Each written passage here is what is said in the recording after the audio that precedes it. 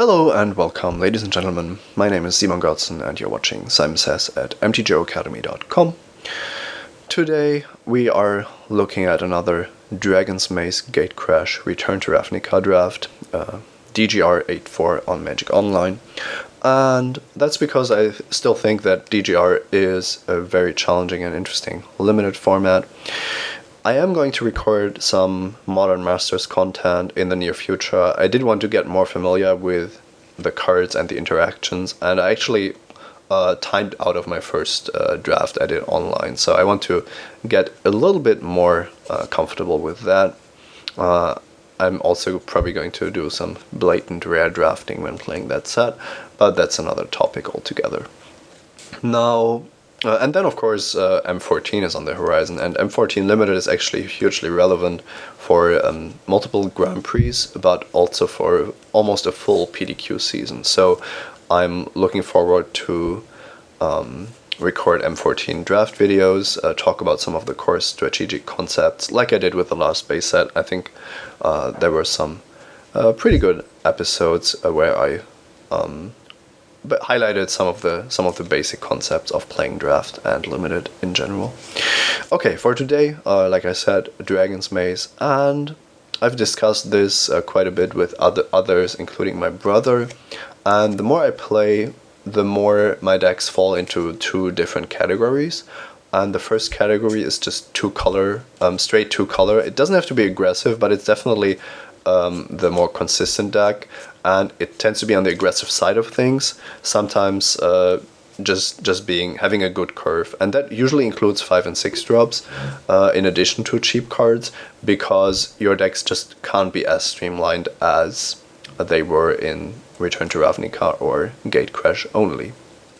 Now, this strategy corresponds a lot to the Ben Stark philosophy of drafting DGR, where you pick Gatecrash guild cards early, but I found that it's almost equally fine to just go into a Return to Ravnica guild as long as the packs are showing you that the corresponding guild is available. So it's still about sending and receiving signals, but I tend to worry less about which guilds are in which pack, and more about how can I make this a two-color deck with a splash, for example.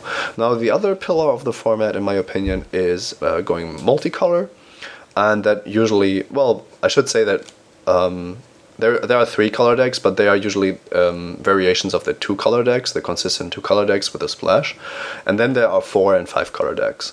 And I've had the most success with a 4-color strategy, which I've heard about in the context of the Pro Tour. I've heard names like Eugene Harvey and Kai Budde being credited with that, or at least known for having such a strategy at the Pro Tour. And I would describe it as the non-X strategy, and that just means you want to draft 4 colors, and you want to make sure that 1 color you stay out of, and that corresponds to not only cards but also to guild gates. So you basically have a list of guild gates that you don't want, and you want the other ones. And the same goes for spells, obviously. Now, the main color combination you end up in is white, blue, black, green, because red has the most aggressive cards in the format. And then white can be quite aggressive as well, so sometimes you just play without white. And last but not least, you often end up ditching blue because you just don't see enough powerful cards to make you want to play blue. I think the monocolored blue cards and the gold blue cards might be a bit weaker throughout the packs than the other colors. So that's basically it. 2 colors with a splash, 4-color, which is basically the non-X strategy, and then of course 5-color, which I do try to stay away from, because I think the additional inconsistency isn't worth the additional utility of a 5th color and the corresponding spells. But who knows, I've been proven wrong before, and I definitely don't have all the answers. But I do have this episode for you. Hope you enjoy it. Let me know what you think in the comments, and see you next time. Bye bye.